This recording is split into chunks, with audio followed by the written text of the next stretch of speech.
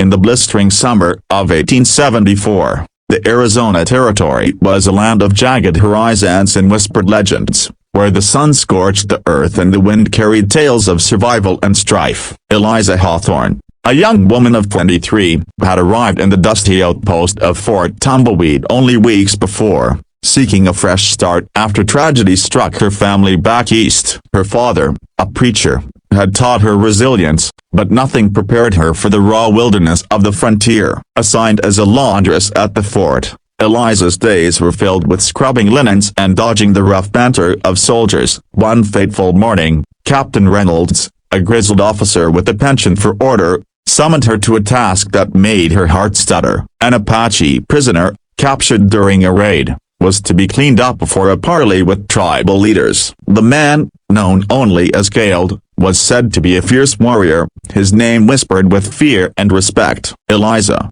with her quiet strength and curious spirit, was chosen for the task not out of kindness, but because no one else would dare approach the savage. As she gathered her supplies, a bucket of water and a rough cloth, her mind raced with stories of Apache ferocity. Yet, beneath her apprehension, a spark of defiance flickered. She would not let fear dictate her actions. The fort's courtyard was silent as she approached the chained figure, his dark eyes glinting like obsidian under the midday sun. Cale's presence was commanding, his broad shoulders and weathered skin speaking of a life carved from the desert itself. Eliza's hands trembled as she dipped the cloth in water, but she met his gaze, refusing to flinch. He spoke no English, only a low, guttural phrase in his native tongue, yet his eyes held a story she couldn't yet read. As she began her task, wiping dust from his arms, she sensed an undercurrent of dignity in him, a pride unbroken by chains. The soldiers watched from a distance,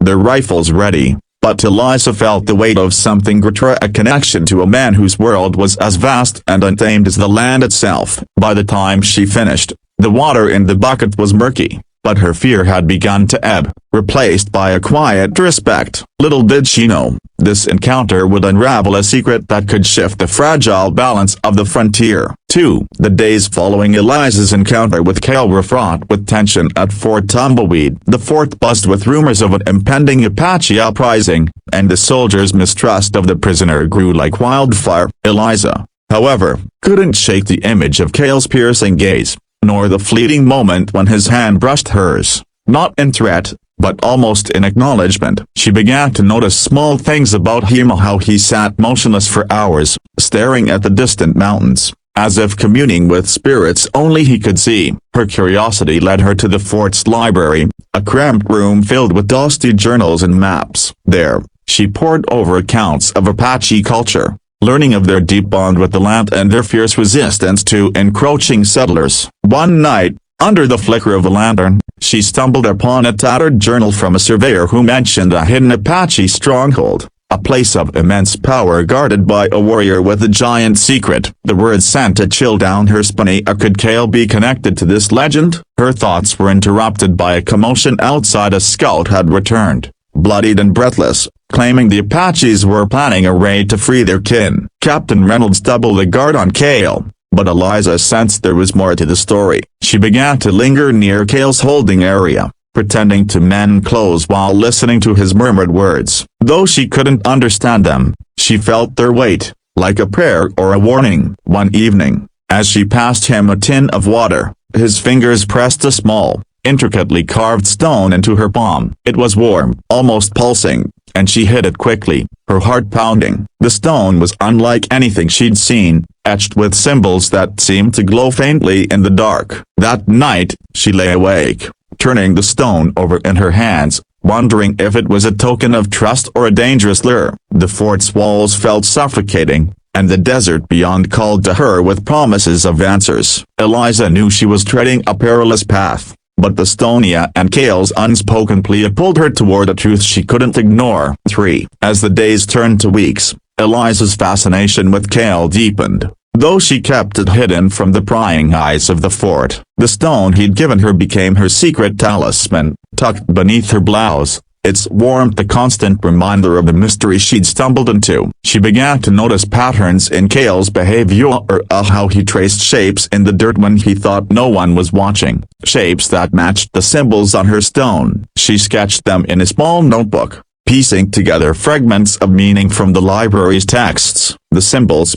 she learned, were tied to Apache stories of a sacred place, a canyon where the earth itself held power. Meanwhile, tensions at the fort escalated. The parley with the Apache leaders had failed, and Captain Reynolds grew increasingly paranoid, convinced Kale was a spy sent to undermine them. Eliza overheard heated arguments among the officers, some advocating for Kale's execution to send a message. Her heart sank at the thought, not just for Kale, but for the fragile peace she sensed he might represent. One night, under a moonless sky, she crept to his holding area, driven by a reckless need to understand. Through gestures and broken words, she tried to ask about the stone. Kale's eyes softened, and he spoke a single word. Ned A tilde inverted exclamation mark A tilde inverted exclamation mark E circumflex 1/4 A tilde. She didn't know its meaning, but it felt like a key. The next day, she sought out old man Tucker,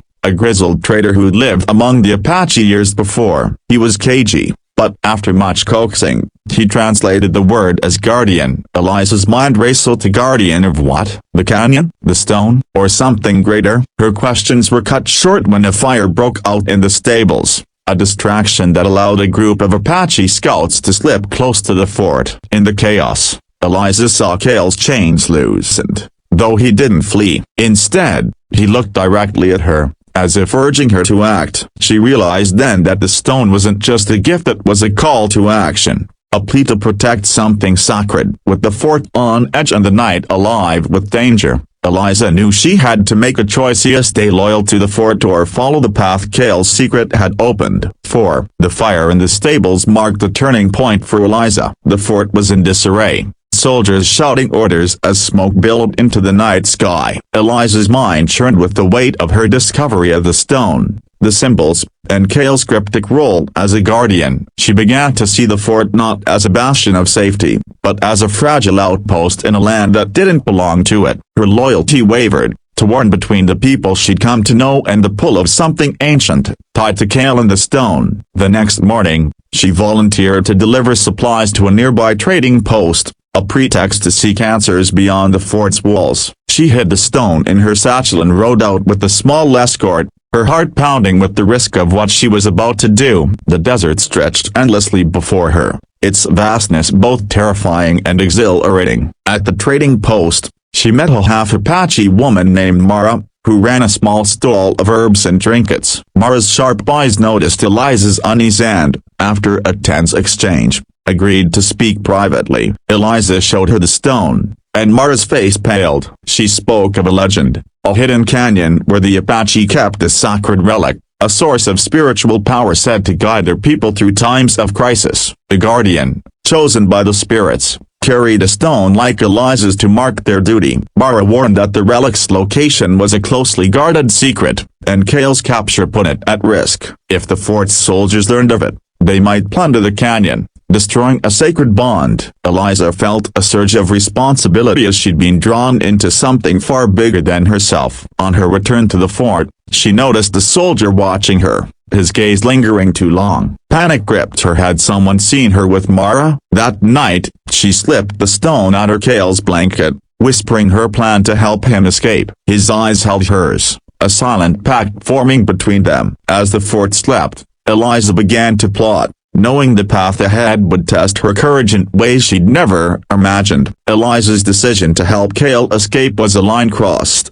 one that branded her a traitor in the eyes of the fort. She spent sleepless nights mapping out a plan, her mind a tangle of fear and determination. The stone, now back in Kale's possession, seemed to bind them in a shared purpose. Though she still didn't fully understand its significance, she studied the fort's routines, noting the guard's shifts and the weakest points in the perimeter. Kale, though silent, began to teach her small signs of hand gestures and whispers in his language that helped her understand his trust in her. One stormy night, when thunder masked the sounds of movement, she saw her chance. She stole a key from the guardhouse, her hands shaking as she unlocked Kale's chains. He moved with a grace that belied his size, his eyes never leaving hers as they slipped into the shadows. The desert was a labyrinth of danger, with patrols and wild animals lurking. But Kale seemed to know the land like a map etched in his soul. They traveled by night, hiding in caves and arroyos by day, Eliza's heart racing with every rustle of the wind. Kale began to share fragments of his story not in words, but through actions, pointing to stars that guided their path, or pausing to honor a small shrine of stones. Eliza realized he was leading her to the canyon Morrow had spoken of, the place tied to the giant secret. As they neared it, Kale's demeanor changed. He grew more vigilant, his hand often resting on a hidden blade. One dawn, they were ambushed by a small band of Apache warriors, not from Kale's band, but a rival faction seeking the same relic. In the chaos, Eliza's quick thinking using a mirror to flash sunlight and disorient their attackers to save them. Kale looked at her with newfound respect, and for the first time, he spoke her name in his tongue, a sound like a prayer. The canyon loomed closer, its entrance hidden by a maze of rock. Eliza felt the stone's warmth in her pocket, a reminder of the secret they were racing to protect, and the cost of failure that loomed over them both. 6. The canyon was a place of otherworldly beauty, its walls carved by time into towering spires that seemed to hum with ancient power. Eliza and Kale entered as dusk, the fading light casting long shadows that danced like spirits. The stone in Eliza's pocket grew warmer, almost alive, as they navigated a narrow path lined with petroglyphs. Kale's steps were sure, his eyes scanning for danger, but he paused often to point out symbols that told stories of his people's past. Eliza felt like an intruder, yet Kale's trust made her feel oddly welcome. Deep within the canyon, they reached a hidden chamber, its entrance concealed by a boulder. Inside, a small altar held a relic, a shimmering crystal the size of a man's fist, pulsing with the soft, golden light. This was the giant secret, a sacred object said to hold the wisdom of the Apache ancestors. Kale knelt before it, his voice low as he chanted,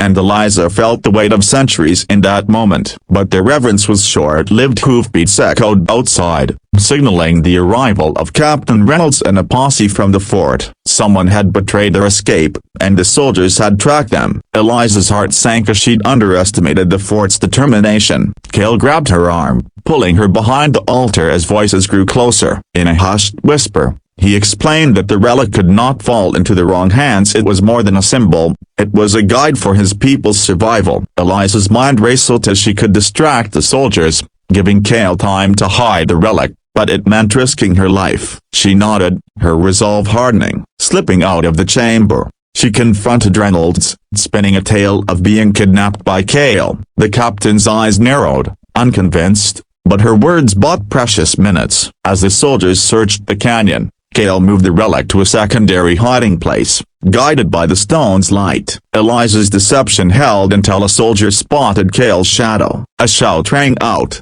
and chaos erupted, leaving Eliza to make a desperate choice to protect the secret she'd sworn to guard. 7. The confrontation in the canyon was a blur of dust and shouts. With Eliza caught between loyalty to Kale and the soldiers she'd once served, she stood her ground, pleading with Captain Reynolds to leave the canyon, claiming it was sacred land. Her words stirred doubt in some of the younger soldiers, but Reynolds was relentless, driven by greed for the relic's rumored power. Kale emerged from the shadows, the stone in his hand glowing faintly, a silent challenge to the intruders. For a moment, time seemed to freeze as the soldiers' rifles raised, Eliza's breath caught, and Kale's eyes burning with defiance. Then, a low rumble shook the canyon, as if the earth itself protested. Rocks tumbled from the cliffs, forcing the soldiers to scatter. Eliza seized the moment, grabbing Kale and pulling him toward a hidden crevice. They slipped through, the relic safely tucked in Kale's satchel. The soldiers,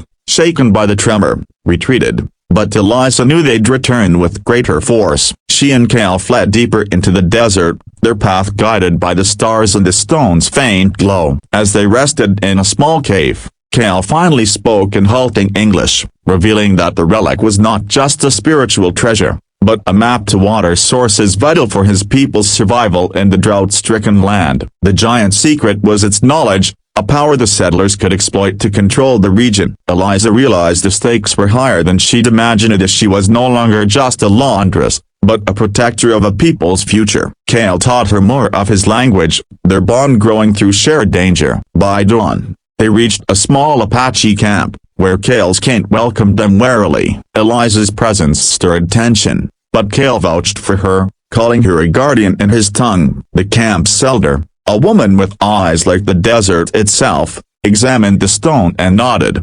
accepting Eliza's role. As they planned to move the relic to a safer location, Eliza felt the weight of her choice, as she could never return to the fort, but she'd found a purpose greater than herself. 8. The Apache camp became Eliza's new world, a place of harsh beauty and quiet strength. She learned their ways, from weaving to tracking, her hands growing calloused but her spirit lighter. Kale, now free, was revealed as a leader among his people, his silence a mark of wisdom rather than savagery. The relic was hidden in a new sanctuary, its location known only to a few, including Eliza. She became a bridge between worlds, using her knowledge of the settlers to warn the Apache of approaching dangers. The fort sent search parties, but the desert and the Apache's cunning kept them at bay. Eliza's old life faded, replaced by a new identity as a guardian of the relic's secret. She and Kale grew closer, their trust forged in the crucible of the canyon. One night, under a sky blazing with stars,